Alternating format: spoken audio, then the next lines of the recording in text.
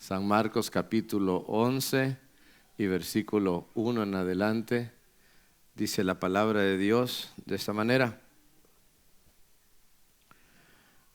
Cuando se acercaban a Jerusalén, junto a Betfagé y a Betania, frente al monte de los Olivos, Jesús envió dos de sus discípulos y les dijo: id a la aldea que está enfrente de vosotros, y luego que entréis en ella, hallaréis un pollino atado en el cual ningún hombre ha montado, desatarlo y traerlo. Y si alguien nos dijere: ¿por qué hacéis eso?, decid que el Señor lo necesita, que luego lo devolverá. Fueron y hallaron al pollino atado afuera a la puerta, en el recodo del camino, y lo desataron. Y unos de los que estaban ahí les dijeron: ¿qué hacéis desatando el pollino? Ellos entonces les dijeron como Jesús había mandado, y los dejaron. Y trajeron el pollino a Jesús, y echaron sobre él sus mantos, y se sentó sobre él. También muchos tendían sus mantos por el camino, y otros cortaban ramas de los árboles y las tendían por el camino. Y los que iban delante y los que venían detrás daban voces diciendo: Hosana, bendito el que viene en el nombre del Señor, bendito el reino de nuestro padre David que viene, Hosana en las alturas. Y entró Jesús en Jerusalén y en el templo, y habiendo mirado alrededor todas las cosas, como ya anochecía, se fue a Betania con los 12, versículo 12. Al día siguiente, cuando salieron de Betania, tuvo hambre, y viendo lejos una higuera que tenía hojas, fue a ver si tal vez hallaba en ella algo. Pero cuando llegó a ella, nada halló sino hojas, pues no era tiempo de higos. Entonces Jesús dijo a la higuera: nunca jamás coma nadie fruto de ti. Y lo oyeron sus discípulos. Amén.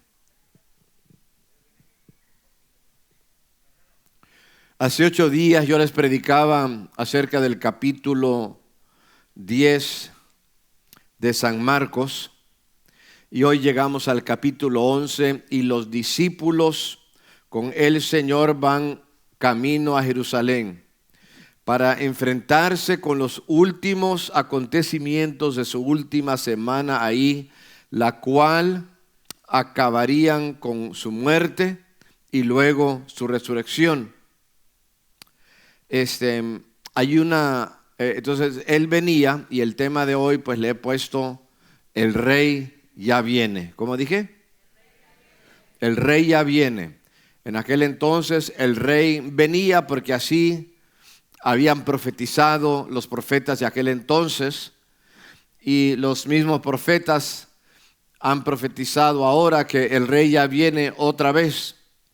Nosotros vivimos en la edad de la iglesia, y en cualquier momento el Señor vendrá otra vez por los suyos para arrebatarnos, para llevarnos con Él. Y en aquel entonces el rey había venido a Jerusalén, había llegado al templo, había llegado al lugar que era el corazón de la nación Israel. Pero resulta que trágicamente ellos no valoraron su venida, y de esto queremos estudiar y luego poder ver cómo esto se aplica a nuestras vidas. Al leer los primeros versículos del capítulo 11 es bastante evidente que Jesucristo ya habría hecho ciertos arreglos por adelantado ese día. Él sabía que él tendría que entrar en la ciudad de Jerusalén y que debía cumplir con ciertas profecías. Y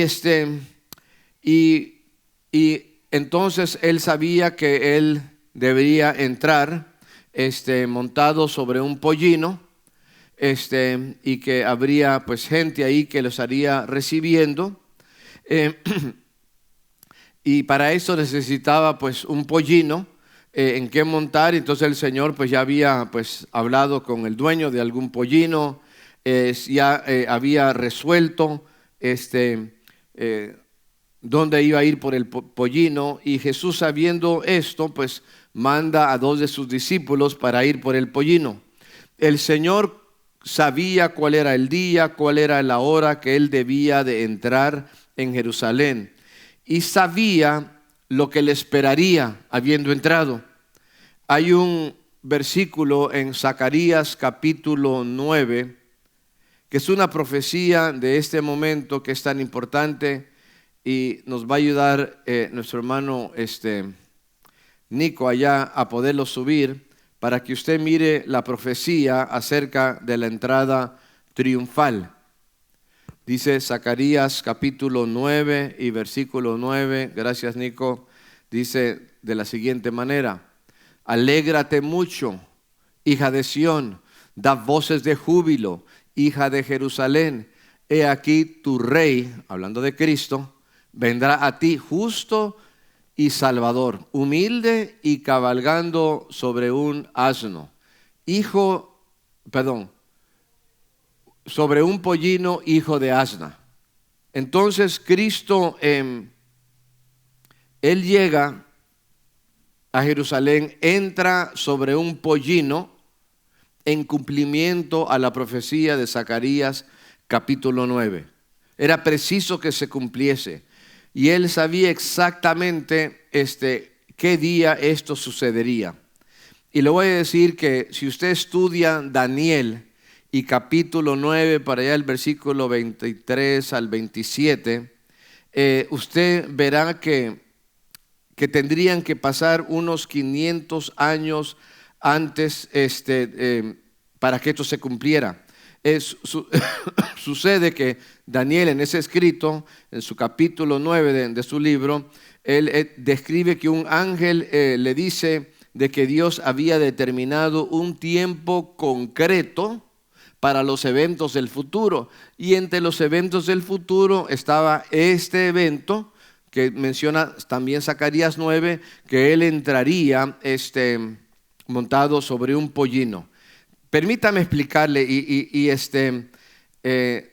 si presta atención cuidadosamente va a ver que no está tan enredado, pero téngame paciencia. Mire, ¿usted se acuerda que Israel fue llevado, o la parte sur, el que es Judá, fueron llevados como cautivos por el imperio de los babilonios?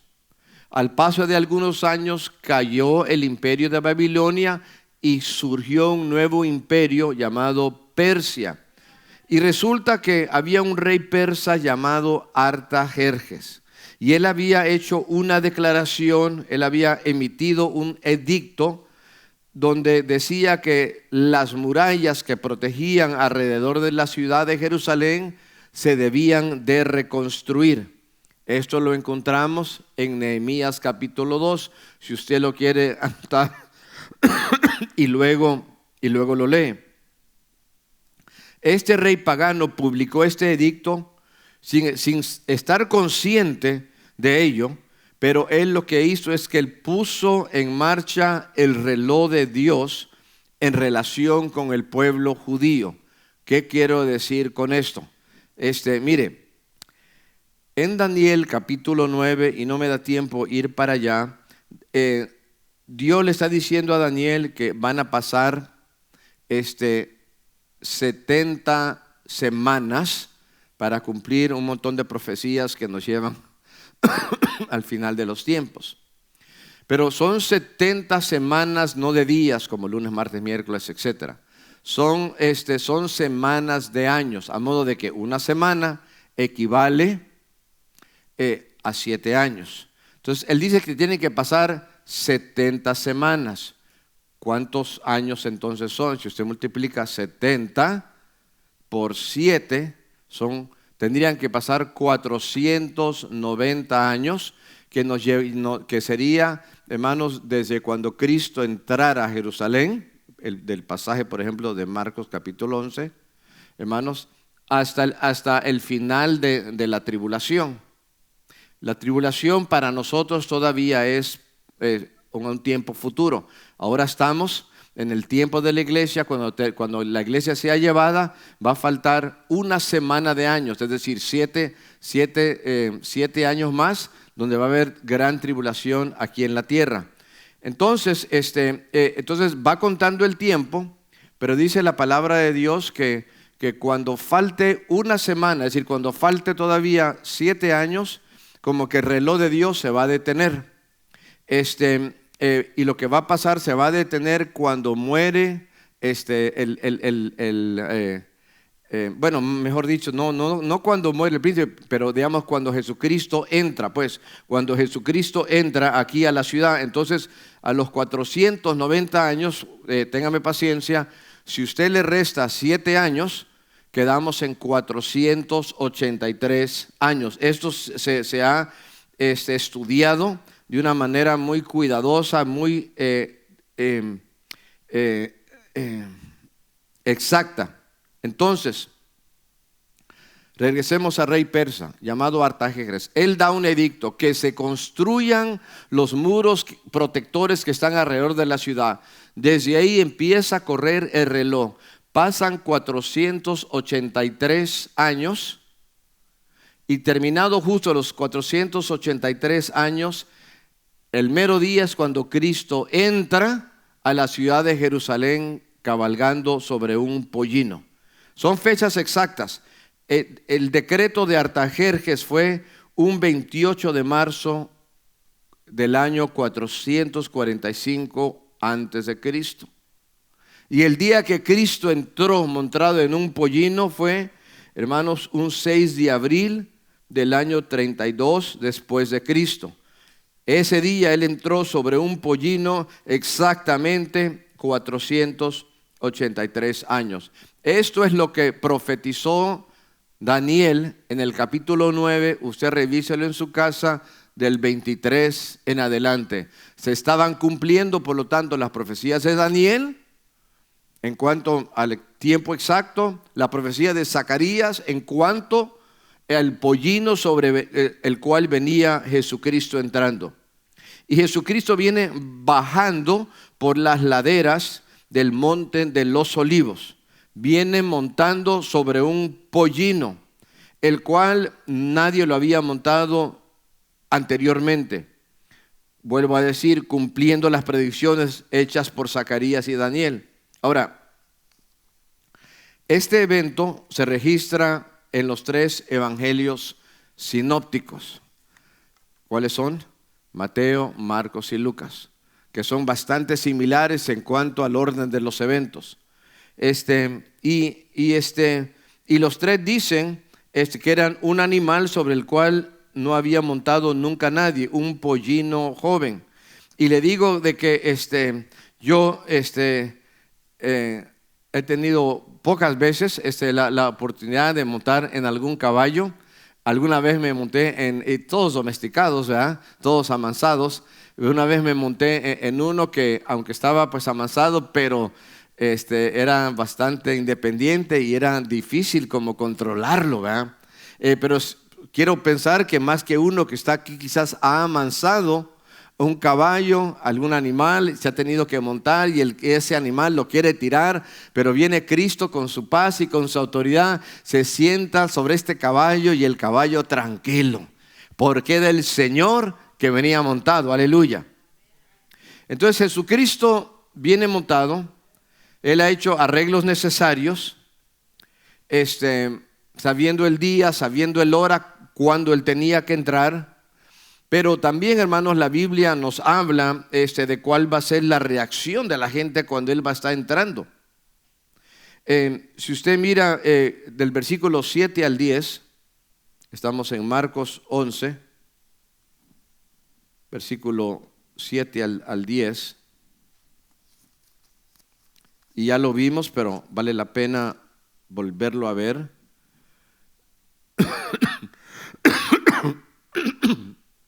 Dice, y trajeron el pollino a Jesús y echaron sobre él, sobre el pollino, sus mantos, y se sentó sobre él.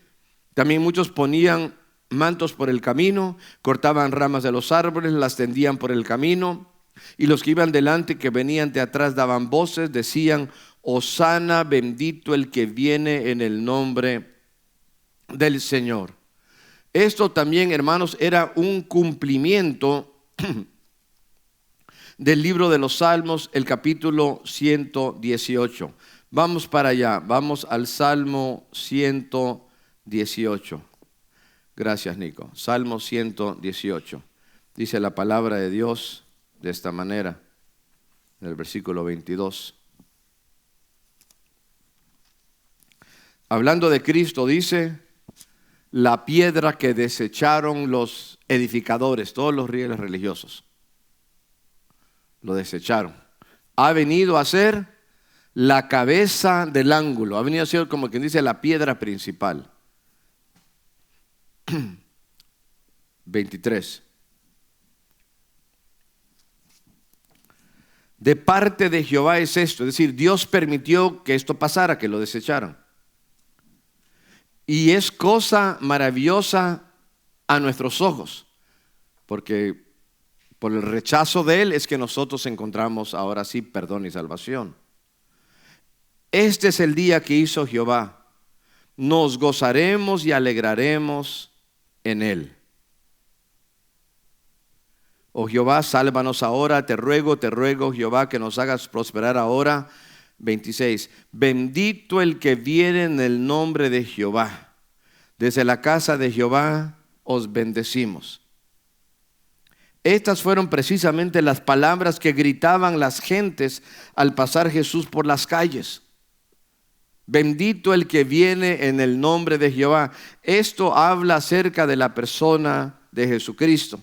Ahora yo sé que hay líderes religiosos que cuando vienen llegando a algún lugar quieren usar este versículo para hablar acerca de ellos. Pero este es un versículo mesiánico, habla acerca del Mesías, habla acerca de Jesucristo. Entonces esto no lo puede apropiar nadie. Y luego Lucas, el Evangelio de Lucas, nos da un dato que es importante, vale la pena mirarlo. Lucas 19, versículo 41. Lucas 19 y versículo 41. Y cuando llegó cerca de la ciudad, habla de Jerusalén, al verla lloró sobre ella, diciendo: oh, si también tú conocieses al menos en este tu día lo que es para tu paz, mas ahora está encubierto tus ojos, porque vendrán días sobre ti cuando tus enemigos te rodearán con vallado y te sitiarán y por todas las partes te estrecharán y derribarán a tierra y a tus hijos dentro de ti, y no te dejarán en ti piedra sobre piedra, por cuanto no conociste el tiempo de tu visitación. Estas palabras nos sorprenden y se cumplen, hermanos, 40 años después, cuando un general romano llamado Tito sitió, rodeó, llegó a dominar a Jerusalén, y él trajo consigo a ejércitos y llegó a vencer. El templo fue quemado, aunque Tito había dicho que no lo hicieran, pero hermanos, estaban todos arrebatados, peleando los soldados, se le adelantaron. Y el oro que estaba en la tesorería del templo, hermanos, por el calor que había, empezó a correr por las rendijas de las piedras. Entonces se empieza por el calor, se empiezan a derretir el oro, y resulta que los soldados, viendo el oro, lo quieren agarrar. Entonces ellos empiezan a romper las piedras para poder desprender el oro que estaba derritiéndose por medio de las piedras. Y se acuerda que aquí dice la palabra de Dios que no quedaría piedra en piedra. Bueno, los soldados romanos, por el afán de conseguir el oro, están rompiendo las piedras, y sin darse cuenta se está cumpliendo lo que dice la palabra de Dios, que no quedaría piedra sobre piedra. Nos dice la palabra de Dios que ellos no conocieron el tiempo de su visitación.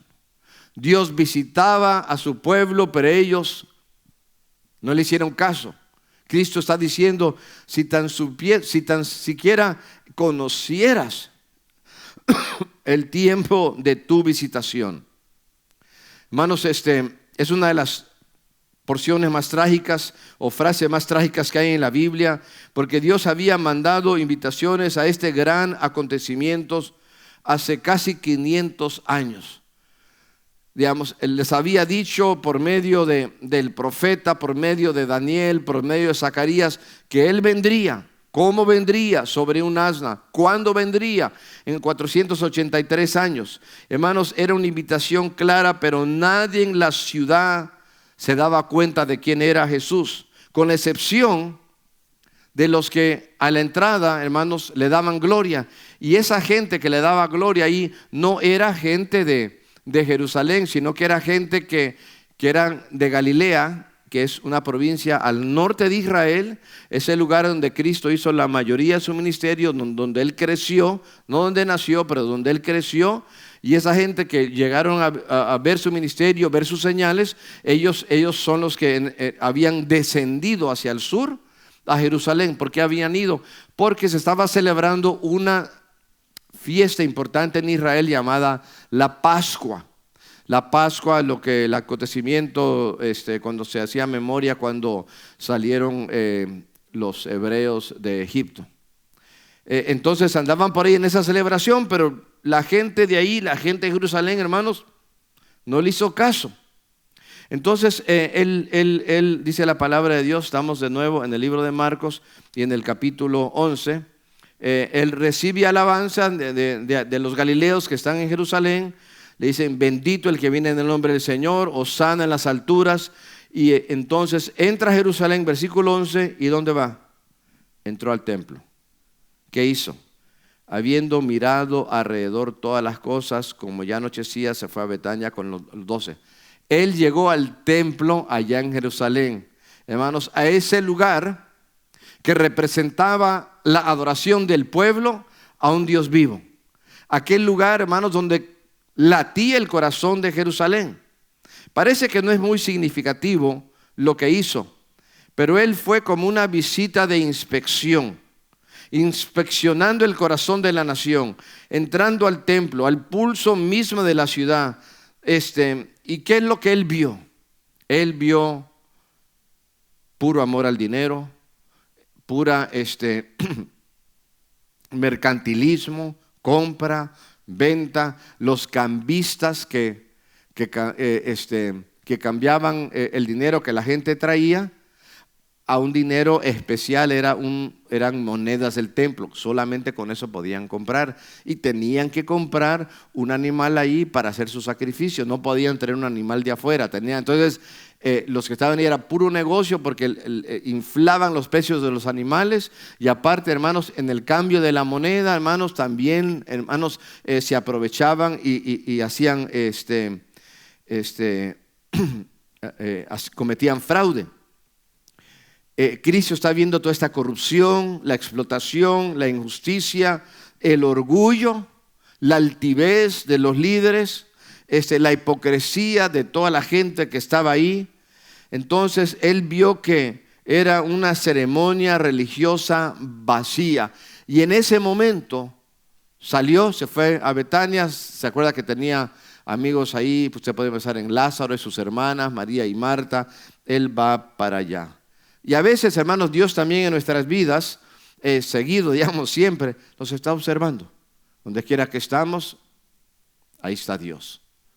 Dios ahora, Él está aquí en el templo y está observando si estamos realmente gozándonos en la palabra, si realmente estamos metidos con Él, si le alabamos de corazón, si ofrendamos como se debe hacerlo, y hacerlo pues de corazón. Él observa todo esto. Y no siempre quizás está diciéndonos algo, pero en su momento Él nos habla por la palabra, por su Espíritu Santo. Pero también no solo nos observa, hermanos, el día domingo, nos observa el día lunes, cuando cada quien va a su trabajo, cuando algunos van a la escuela. Él va y Él observa exactamente cómo estamos viviendo. Nos mira en la cocina, nos mira en la oficina, nos mira en el vehículo. Él viene y mira todo lo que tiene a su alrededor, y a veces no dice nada como en aquel entonces. Pero en su momento Él nos va a hablar. Y en el versículo 2 en adelante encontramos los resultados de aquella inspección que Cristo hizo del templo. Al momento no dijo nada, pero el día siguiente emprendió primero un acto simbólico. Versículo 12. Al día siguiente, eso ya sería el lunes. El domingo, como le dicen, domingo de Ramos, ¿verdad? Es decir, es el domingo antes del viernes cuando va a ser crucificado. Pasa un día, es un lunes. ¿Y qué es lo que hace el lunes? Lo vemos en el versículo 12. Al día siguiente, cuando salieron de Betania, tuvo hambre y viendo lejos una higuera que tenía hojas. Y fue a ver si tan siquiera había en ellas algo, pero cuando llegó a ella, nada halló, sino hojas. Pues no era tiempo de higos. Entonces Jesús le dijo a la higuera, nunca jamás coma nadie fruto de ti. Y lo oyeron sus discípulos. Hermanos, los discípulos estaban sorprendidos. Cuando en el versículo 20 nos damos cuenta, hermanos, de que el árbol se había secado hasta sus raíces. Este es el único milagro que vemos en la vida de Jesucristo y en su ministerio, que es una declaración de un juicio. ¿Verdad? Vas a quedar maldecida, que vas a ser inservible. Porque todos los demás milagros, Cristo, por ejemplo, sanó a la mujer que tenía flujo de sangre por muchos años.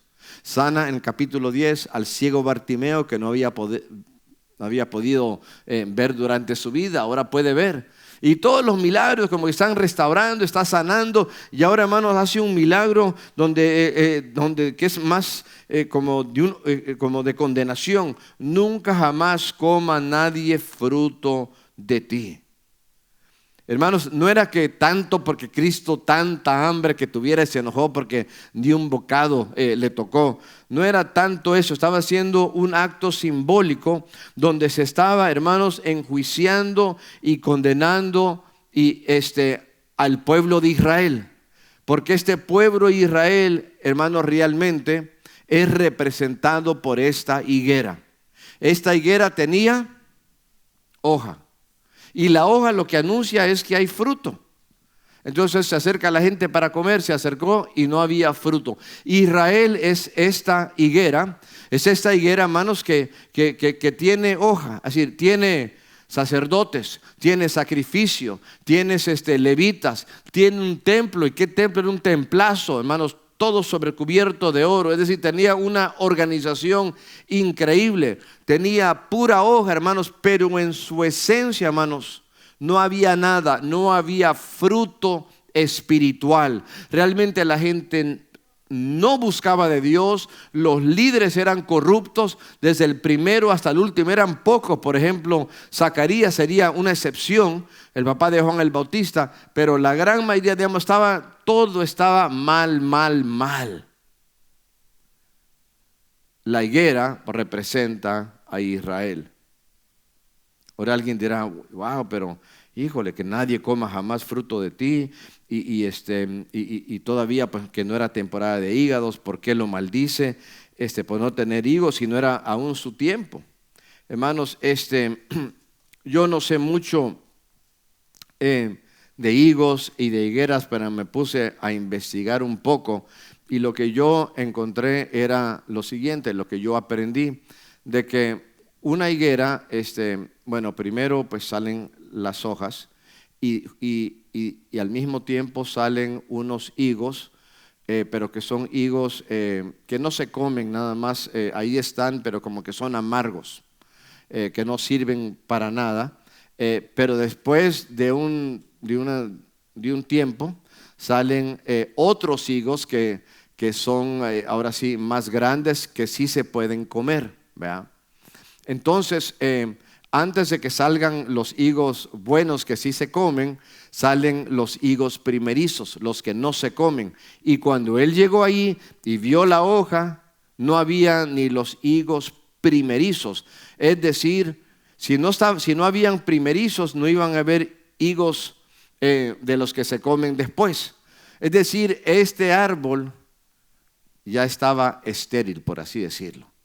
Ya no iba a dar ningún higo. Entonces, por eso Cristo, hermanos, maldice la higuera, pero estaba él realmente pensando en esto como un acto simbólico, porque él estaba pensando en la nación de Israel.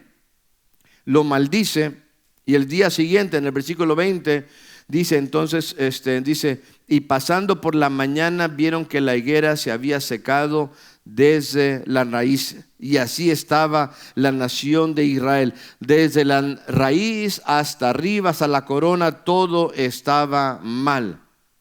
Ahora, nos dice la palabra de Dios, en el versículo 15, que después de que maldice la higuera, ¿qué es lo que hace? Llega a Jerusalén, versículo 15. Y entrando Jesús, ¿en dónde? En el templo. Maldice la higuera y se mete al templo. ¿Y qué es lo que ve? Dice, entonces el templo comenzó a echar fuera a los que vendían y compraban en el templo, y volcó la mesa de los cambistas y las sillas de los que vendían palomas, y no consentía que nadie atravesase el templo llevando utensilio alguno. Y les enseñaba diciendo: ¿no está escrito, mi casa será llamada casa de oración para todas las naciones? Mas vosotros le habían hecho cueva de ladrones. Hermanos, cuando Cristo entra para allá, hermanos, al templo, justo después de haber maldecido a la higuera, Él emprende en este caso dos acciones que equivalen a maldecir a esta nación. De la misma manera que Él maldijo a la higuera cuando encontró que no tenía nada más que hojas. Lo primero que hizo fue limpiar todas las falsas manifestaciones que se habían introducido.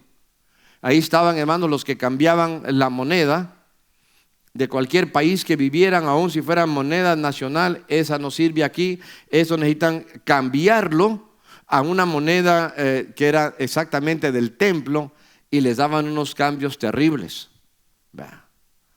Usted de repente ha tenido que cambiar dólares al dinero de su país, quizás son pesos mexicanos, y usted está mirando qué día lo va a enviar, porque está en 16, está en 17, no sé en cuánto estaría pues ahorita.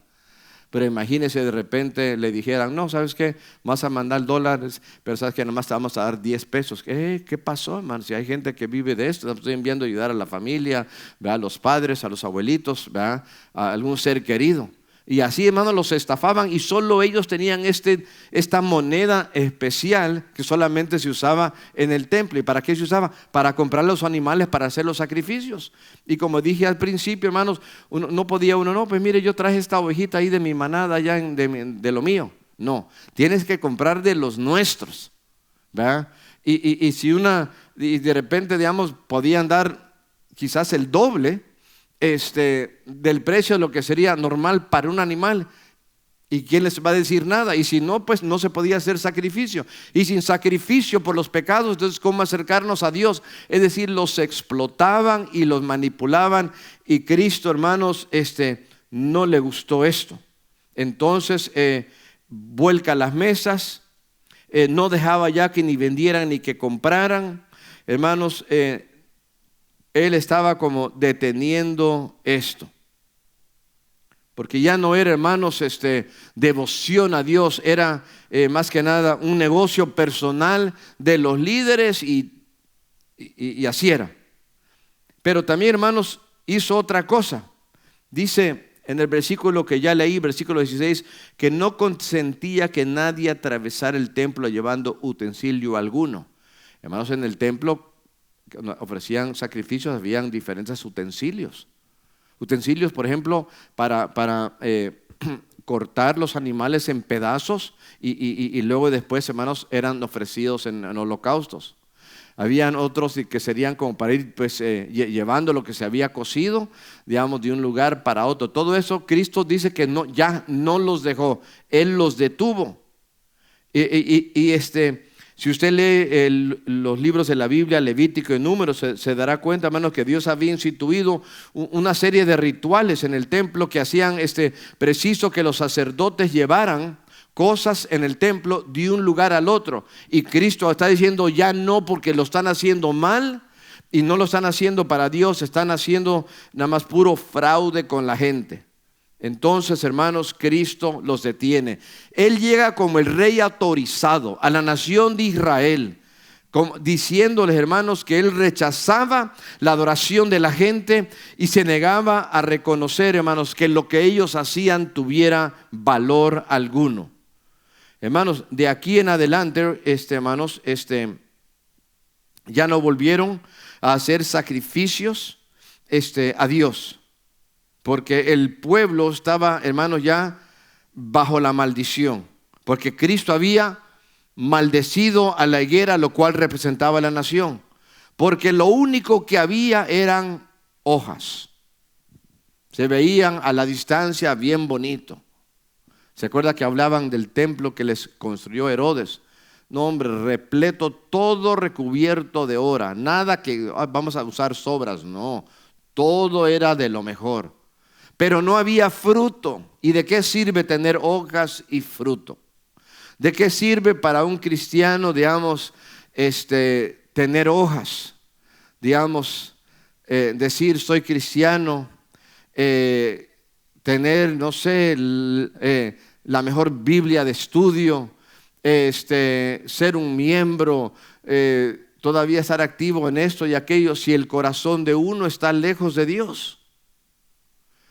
Si en la vida de uno no hay fruto, como que Dios esté obrando y cambiando nuestras vidas, Dios nos está observando. Y Él no se complace en una vida que sea solamente hojas. Tienen que haberlas, es parte, digamos, de una higuera, parte de un árbol, pero junto con las hojas debe de haber fruto también. Hermanos, el resultado inmediato fue que la vida de la nación de Israel se deterioró rápidamente. Desde ese momento que Él, hermanos, los detuvo de extravasar en el templo llevando cosas, los sacerdotes se enojaron fuertemente con Él y procuraron desde en ese momento matarle. Versículo 18. Y lo oyeron los escribas y los principales sacerdotes y buscaban cómo matarle, porque le tenían miedo, por cuanto todo el pueblo estaba admirado de su doctrina. Como que ellos dijeron, se pasó Jesús.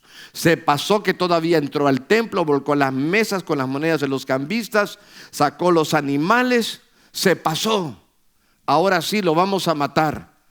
Porque, hermano, la gente lo seguía y no sabían cómo detenerlo.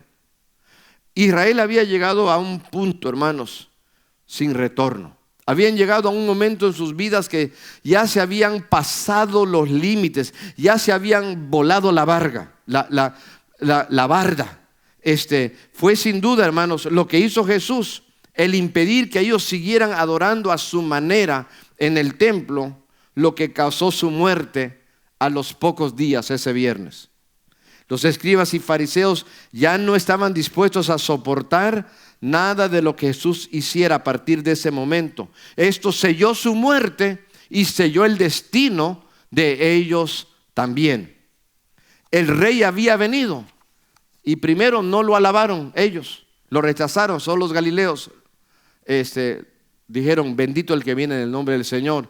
Y luego que él entra al templo, hermanos, lejos de aceptar la corrección, planean de qué manera lo van a matar. Llegamos al versículo 20. Y pasado por la mañana, vieron que la higuera se había secado desde las raíces. Entonces Pedro le dijo, maestro, mira, la higuera que maldijiste se ha secado. Entonces Pedro, respondió Jesús, versículo 22, les dijo a Pedro y a los demás, tened fe en Dios. Claro, uno dice, bueno, ¿por qué precisamente en ese momento Jesucristo le dice a Pedro y a los demás, tened fe? Él acababa de ir al templo, de volcar las mesas, lo están queriendo matar, regresan, él mira la higuera que ha sido secada a las raíces. ¿Por qué le dice tener fe en Dios? Porque precisamente fue la falta de fe del pueblo de Dios en Dios, del pueblo de Dios en las promesas, en las profecías, la falta de fe en Jesucristo, lo cual, hermanos, selló el destino de ellos. Era lo que no tenían. Tenían hojas, pero no tenían fe. Y Pedro, ahora Jesucristo le está diciendo a Pedro, Pedro, ¿sabes qué? Lo que es esencial es la fe. Sin fe es imposible agradar a Dios, dice en la carta a los Hebreos. Él Jesucristo no nos está revelando el secreto de cómo maldecir una higuera, sino que lo que nos está diciendo es cómo vivir para que no seamos maldecidos como lo fue la higuera. Esta nación había sido maldecida por su falta de fe, por su falta de fruto. Había perdido su fe en Dios y por eso no había fruto. Había perdido su fe en Dios y debido a ello la vida de Dios que estaba en ellos se había secado, se había marchitado. Y por esto Cristo le dice a Pedro y a los 12, ¿sabes qué? No sean como la nación de Israel, sino que ustedes sí, a diferencia de ellos, tengan fe en Dios. Y así es como vivimos una vida plena, una vida rica, una vida significativa, confiando en Él, confiando en las promesas y en las palabras y en las advertencias que Dios nos da a nosotros. Es la única manera, hermanos, de llegar a tener fe, si le creemos a Él. Esa es la respuesta, tener fe en Dios. Porque la persona o la nación o la iglesia, hermanos, que se comienza a secar desde adentro, es alguien o algo cuya fe se marchita y corre peligro de perder su capacidad de tener una vida espiritual. Entonces, Cristo dice algo asombroso en el versículo 23. Porque de cierto os digo que cualquiera que dijere a este monte, quítate y échate en el mar, y no dudar en su corazón, si no creyere que será hecho lo que dice, lo que diga le será hecho. Ahora, algunos han querido agarrar ese versículo nada más para andar declarando cualquier cosa y nada más diciendo porque yo digo esto y aquello se va a hacer. Pero esto no es una fórmula mágica que Cristo nos está diciendo para que nosotros andemos como nada más dando órdenes. No, eso no es lo que Él está haciendo. Él lo que está diciendo es que muchas veces nos es difícil tener fe en Dios. Nos dan un diagnóstico médico terrible y perdemos la fe. Nos dan una mala noticia quizás de parte del gobierno o quizás, no sé, una respuesta de inmigración o no sé, algo, y se nos hace pesado, y esos son como montes, son como montañas que ahí están y parece que no se van a mover. Son, hermanos, como impedimentos, son obstáculos en el camino de aquel persona que quiere caminar por fe. Hermanos, Israel había sido esclavizado por los romanos y aparte tenían que pagarle impuesto, tributo. Y aparte de eso parecía que Dios ya no los estaba hablando. Entonces Dios está diciendo, ¿sabes qué? Esos obstáculos en tu vida, en el nombre de Jesús, puedes orar y pedirle a Dios que los quite y que los eche en el mar. Y si tú no dudas en tu corazón, sino que si tú crees, entonces lo que tú has pedido será hecho. ¿Cuántos lo creen? Y sabemos eso porque dice el siguiente versículo: por tanto les digo que todo lo que pidiereis orando, creed que lo recibiréis y os vendrá. Está hablando de la importancia de tener fe al momento de estar orando. No nada más estar repitiendo como loro lo mismo de lo mismo. Ya lo repetí 5 veces. Bueno, quizás sentiste calmado por tanta repetición. Pero Dios lo que quiere en nuestra oración, que nosotros le creamos a Dios, que Dios es Dios de lo imposible. Aleluya. Todo lo que pidieres orando, tú créele a Dios, tú créele a Él, que para Él no es imposible. Cree que Él te lo va a dar, dice, y te vendrá. Aleluya. Pero luego, hermanos, hablando de montañas, hay una montaña específica, un monte que Cristo menciona del versículo 25 y el 26. Dice, y cuando estés orando, perdonad si tienes algo contra alguno, para que también vuestro Padre que está en los cielos os perdone a vosotros vuestras ofensas. Los israelitas no querían perdonar a los romanos, y yo los comprendo. Los habían esclavizado, les habían sacado todo el jugo, todo el dinero, los tenían completamente controlados y subyugados. No querían perdonar. Y Cristo está diciendo, ¿sabes qué? Si vas a orar y quieres que Dios remueva las montañas y quieres que lo que tú le hayas pedido se logre, aquí hay una condición: tienes que perdonar. Ahora, no dice tienes que perdonar a los que merecen, no, tienes que perdonar, punto. Sí, pero no se lo merecen, ni modos. Aunque no lo merezcan, tú tienes que perdonar. Sí, pero no, pero ¿cómo? Así de fácil. Es para tu bien, hermano. Es para tu bien. Sí, pero él tuvo la culpa. Precisamente por eso, porque tuvieron la culpa y te ofendieron, tú tienes que perdonar para que a ti te vaya bien, o si no, no sirve de nada tu oración. Híjole, hermano. Pero ¿sabe qué? Los judíos se sentían como que cuando ellos iban a orar, eran de los que decían: Señor, gracias te doy que yo no soy como uno de esos. Y así pensando ellos en los publicanos, los que compraban impuestos, en los soldados, en los paganos, digamos, gracias que no soy como... O sea, había una altivez. Era la única manera que ellos quizás se podían sentir mejor y jamás los iban a perdonar. Pero la palabra de Cristo es: cuando estés orando, perdona. Si tienes algo contra alguno, por más válido que sea,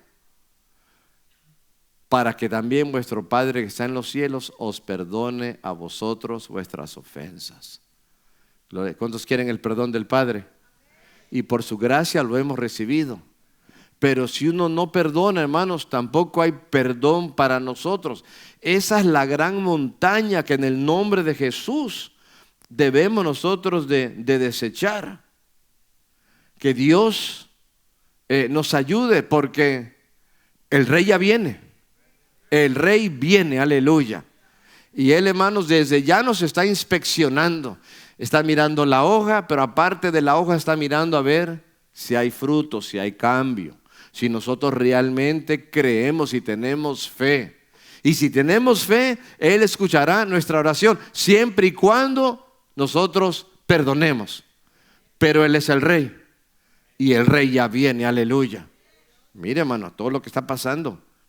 Irán, Israel, las guerras, Y sé que hay mucho debate en los medios sociales y en los noticieros, que si estaba bien o no, que Israel atacara a Irán, que si era algo ético o no, que si es ético que Estados Unidos esté metido y que para qué se mete, que esto y que el otro, Y yo sé que las opiniones están divididas. Por lo regular, los cristianos estamos a favor de Israel, porque la Biblia dice que los que bendicen a Israel recibirán bendición de Dios. No significa que siempre Israel siempre actúa bien. Israel, pues muchas veces en la Biblia ha actuado mal. Pero en general estamos a favor de la nación de Israel, porque es el pueblo de Dios. Aunque a veces actúa bien, aunque a veces actúa mal, tiene el derecho para defenderse. Claro que sí, más con tanta amenaza de parte de Irán. Pero ahí está el debate. Pero yo no estoy aquí para mencionar la política, que si sí, que si no, que si estuvo, que no. Bueno, total, que decida la gente lo que quiera. Pero lo que sí le quiero decir, hermanos, es que esto es un indicio de los últimos tiempos, de que el Señor ya viene. Oiréis de guerras y rumores de guerra. Bueno, siempre han habido guerras y rumores de guerra, hermano, pero ahorita esto está escalando, y más que nada en esa parte del mundo. Porque en esa parte del mundo es donde va a predominar los asuntos que tienen que ver, hermanos, en cuanto al fin. Entonces, sí, los noticieros dicen lo que ellos quieren, están a favor y en contra. Nosotros estamos por encima de eso y decimos que Dios juzgue. Pero nosotros también, hermanos, sabemos que eso es una señal de que el Rey ya viene, aleluya. ¿Y cómo hallará nuestra vida? ¿Será pura hoja y nada más? ¿O aparte de la hoja habrá fruto? Alabado sea Dios. Así es, que Dios tenga misericordia de nuestras vidas.